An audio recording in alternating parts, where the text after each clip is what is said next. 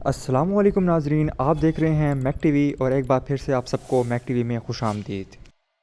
یہ کہانی ہے اس معصوم بچے کی جس نے پوری دنیا میں تہلکہ مچا دیا۔ رات کے 2 بج رہے تھے، پورا شہر سو رہا تھا، لیکن ایک چھوٹے سے کمرے میں کمپیوٹر کی نیلی روشنی چل رہی تھی۔ اس کمپیوٹر کے سامنے بیٹھا تھا 12 سالہ جان۔ پرانا کمپیوٹر، ٹوٹی ہوئی کرسی اور چھت سے لٹکتا ہوا ایک مدھم بلب، یہی جان کی دنیا تھی۔ جان باقی بچوں جیسا نہیں تھا۔ جب دوسرے بچے کھیلتے تو جان کمپیوٹر کے پرانے پارٹس جمع کرتا، کوڈنگ سیکھتا اور رات بھر نئی چیزیں سمجھنے کی کوشش کرتا۔ اس کے والد ایک مزدور تھے جو ایک حادثے میں انتقال کر چکے تھے۔ گھر میں صرف جان اور اس کی بیمار ماں رہتے تھے۔ ایک دن جان اپنی ماں کے ساتھ سرکاری اسپتال گیا۔ وہاں اس نے دیکھا کہ ایک غریب آدمی بیٹی کی علاج کے لیے ڈاکٹروں کے سامنے ہاتھ جوڑ رہا تھا اور وہ پکار رہا تھا کہ پلیز ڈاکٹر صاحب میری بیٹی کو بچا لیں، لیکن پیسوں کے بغیر یہ علاج ممکن نہ تھا۔ اسی رات جان بہت بدل چکا تھا۔ وہ اپنے کمرے میں آیا، کمپیوٹر آن کیا اور احساس سے بولا، اگر دنیا غریبوں کی مدد نہیں کرتی تو میں کروں گا۔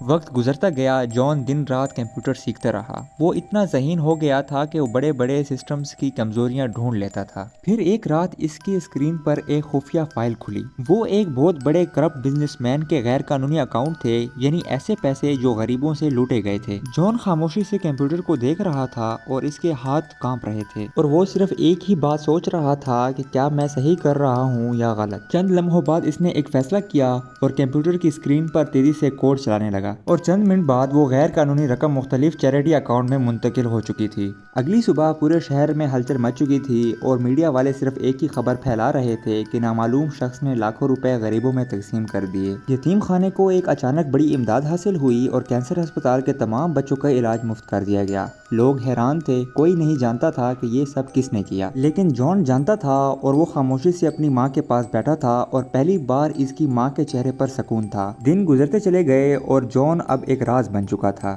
اب لوگ اسے شیڈو ہیکر کے نام سے جاننے لگے، لیکن ہر کہانی میں دشمن ضرور ہوتا ہے، اس لیے جان کی کہانی میں بھی ایک دشمن آیا۔ ایک دن سائبر کرائم کی یونٹ کو جان کے بارے میں کچھ سراغ ملا، اور افسر حیران ہو کر کہنے لگا کہ یہ بچہ عام نہیں، یہ جینیس ہے۔ پورے شہر میں اب افراتفری کا ماحول تھا اور پولیس جگہ جگہ جان کو ڈھونڈ رہی تھی۔ جان کو اب احساس ہو گیا کہ اس کے پاس وقت بہت کم ہے۔ اس نے آخری بار اپنی کمپیوٹر آن کیا اور ایک ویڈیو ریکارڈ کی۔ ویڈیو میں جان لوگوں سے مخاطب ہو کر کہنے لگا کہ میں چور نہیں ہوں، میں صرف ان لوگوں کا پیسہ واپس کر رہا ہوں جن سے یہ چھینا گیا۔ اگر غریبوں کی مدد کرنا جرم ہے تو ہاں، میں مجرم ہوں۔ ویڈیو اپلوڈ ہوئی اور چند گھنٹوں میں پوری دنیا میں وائرل ہو گئی۔ ویڈیو دیکھنے کے بعد لوگ جان کے حق میں کھڑے ہو گئے اور ہیرو ہیکر کے نام سے ایک سوشل میڈیا پر ٹرینڈ جاری کیا۔ جان کی اس کارکردگی کو دیکھ کر حکومت نے یہ اعلان کیا کہ جان کو سزا نہیں دی جائے گی، بلکہ اس کی ذہانت کو ملک کی سیکیورٹی بہتر بنانے کے لیے استعمال کیا جائے گا۔ آخرکار حکومت نے جان کو ڈھونڈ لیا اور اس کو سزا دینے کی بجائے اس کو ایک بڑے سے آفس میں جگہ دی۔ اب وہ اس آفس میں سیکیورٹی انچارج کی حیثیت سے کام سر انجام دے رہا تھا۔ بعد میں اس کے کام کو سراہا گیا اور اس کو بہت سے انعامات سے بھی نوازا گیا۔ یہ تھی جان کی کہانی، اور اس طرح اور کہانیاں سننے کے لیے ہمارے چینل کو سبسکرائب کر دیں اور بیل آئیکن بھی پریس کر دیں تاکہ ہماری آگے آنے والی ویڈیوز آپ تک پہنچ سکیں۔ تب تک کے لیے آپ اپنا خیال رکھیں۔